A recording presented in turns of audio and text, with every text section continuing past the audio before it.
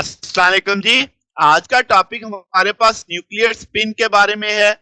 अब nuclear spin जो है ये बुनियादी तौर पे एक इंट्रिंसिक प्रॉपर्टी है एटॉमिक न्यूक्लियस की। इसमें जो किरदार है कि ये स्पिन क्यों आती है, ये आपके पास न्यूक्लियन जो प्रोटॉन होते हैं और न्यूट्रॉन होते हैं उनकी स्पिन मोशन, उनकी ऑर्बिटल मोशन की कंट्रीब्यूशन से बनता है। यानी कि जैसे आप सोचते हो इलेक्ट्रॉन के बारे में कि इलेक्ट्रॉन एटम एटम में होता है, न्यूक्लियस के गिर्द घूम रहा होता है, तो वो स्पिन भी कर रहा होता है, ऑर्बिटल भी कर रहा होता है। तो सेम सेम उसी तरीके से जो न्यूक्लियन होते हैं वो भी ऑर्बिटल मोशन में भी होते हैं, स्पिन मोशन में भी होते हैं। तो इनकी इस मोशन की वजह से न्यूक्लियस में जो प्रॉपर्टी आती है वो कौन सी आती है? Nuclear spin. अब हम एक टर्म बोलते हैं total angular momentum of nucleus. इसी को हम आई से रिप्रेजेंट कर देते हैं और इसी को न्यूक्लियर स्पिन के मुतरादफ माना जाता है। अब ये कंसेप्ट आया कहां से, पहले तो इस बात पे बात करते हैं। तो ये न्यूक्लियर स्पिन को जब सामने इस बात को देखा गया कि जब हम एटॉमिक स्पेक्ट्रा देखते हैं कुछ एलिमेंट्स का, उनको स्टडी कर रहे होते हैं, तो वो जब आप अच्छे स्पेक्ट्रोमीटर से एग्जामिन कर रहे होते हैं तो आपको पता चलता है कि जो उनकी स्पेक्ट्रल लाइंस होती हैं वो फर्दर स्प्लिट हो जाती हैं नंबर ऑफ लाइंस के अंदर, मगर वो इंतहाई एक दूसरे के करीब करीब होती हैं। यानी अगर आप स्पेक्ट्रम देखो तो आपको वो स्पेक्ट्रल लाइन, जैसे आपने रिडबर्ग पढ़ा हुआ है, बाल्मर और मुख्तलिफ जो होते हैं आपके पास स्पेक्ट्रम लाइंस, तो वो फर्दर स्प्लिट हो जाती हैं और ये एक दूसरे के इंतहाई क्लोज होती हैं। ये जो स्प्लिट स्पेक्ट्रल लाइंस का फर्दर स्प्लिट होने वाला मामला है, इसे हम नाम देते हैं हाइपर फाइन स्ट्रक्चर। HFS भी मुख्तलिफ बुक्स में लिखा होता है। ठीक होगी बात। अब हम एटम इलेक्ट्रॉन्स की मोशन या उसकी खूबियों की वजह से ये नहीं समझा पाए कि ये क्यों होता है भाई। तो 1924 में पॉली ने सुजेस्ट किया कि भाई ये जो हाइपरफाइन स्ट्रक्चर को कोऑर्डिनेट करना है कि न्यूक्लियस के पास कौन सी मोशन होनी चाहिए? स्पिन मोशन होनी चाहिए जो कि कपल्ड हो स्पिन मोशन ऑफ इलेक्ट्रॉन के साथ। ये बड़ा अहम पॉइंट था। तो ये मेन रीजन बनी हाइपरफाइन स्ट्रक्चर की कि जो मैग्नेटिक मूवमेंट ऑफ न्यूक्लियस और इलेक्ट्रॉन की इंटरेक्शन से ये बुनियादी तौर पे पैदा हो रहा है। ठीक है। अब ये जो इंटरेक्शन है जो बुनियादी तौर पे ये टोटल एनर्जी ऑफ इलेक्ट्रॉन को बढ़ाती है, जिसके नतीजे में आपके पास स्पेक्ट्रल लाइंस बनती हैं, फर्दर वो हाइपर स्ट्रक्चर बनता है आपके पास। तो रिलेटिविस्टिक स्पेसिंग जो होती है और मल्टीप्लाइंग लाइन, ये डिपेंड किस पे करती है? ये मैग्नीट्यूड डिपेंड करती है न्यूक्लियर के एंगुलर मोमेंटम और मैग्नेटिक मूवमेंट पे। यानी कि कितनी स्पेक्ट्रल लाइंस बनेंगी, उनके बीच में स्पेसिंग कितनी होगी, तो ये सारी चीज न्यूक्लियर एंगुलर मोमेंटम पे डिपेंड कर रही होती है। अब न्यूक्लियर जो एंगुलर मोमेंटम है ये क्वांटम मैकेनिकल प्रॉपर्टी है, यानी कि क्वांटाइज्ड है। यानी सारी वैल्यूज पॉसिबल नहीं है, सर्टेन वैल्यूज ही पॉसिबल होंगी। बिल्कुल वैसे ही जैसे इलेक्ट्रॉन का एंगुलर मोमेंटम कंजर्व होता है बोहर की थ्योरी के अकॉर्डिंग, तो बिल्कुल वैसे ही हम कहेंगे कि न्यूक्लियर एंगुलर मोमेंटम भी क्वांटाइज्ड है।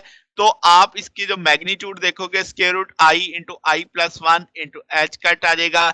आई यहाँ पे एंगुलर मोमेंटम क्वांटम नंबर के तौर पे माना जाएगा। अगर मैं कहूं कि मैक्सिमम जो आपका कंपोनेंट होगा स्पेसिफाइड डायरेक्शन में, तो आई जेड से मैं उसे नाम दे देता हूं I H over two pi I H cut के तौर पे देखा जा सकता है।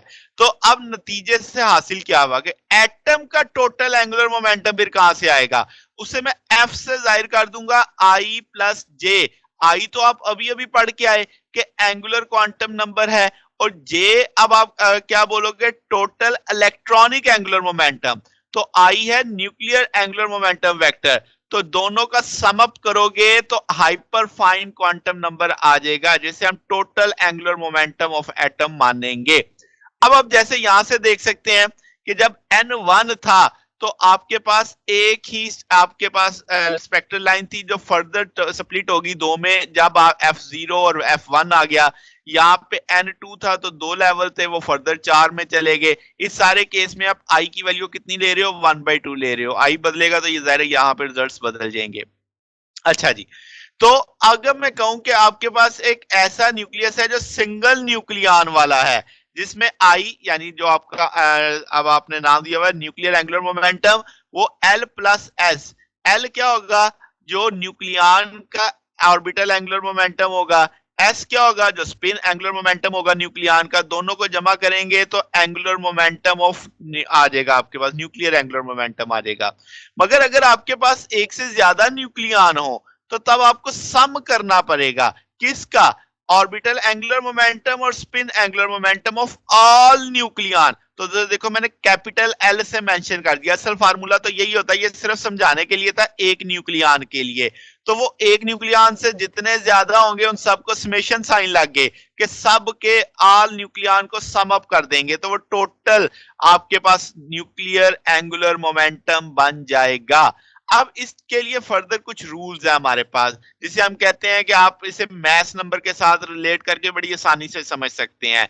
तो वो रूल्स क्या है कि जब ए इवन होगा, इवन यानी मैथ नंबर इवन है, तो मैथ नंबर इवन की दो ही पॉसिबिलिटी है कि जितने न्यूट्रॉन है प्रोटॉन है वो भी इवन इवन हो, तो उनका सम भी इवन हो जाएगा। तो ऐसी सूरत में न्यूक्लियस के पास कोई स्पिन नहीं होगी।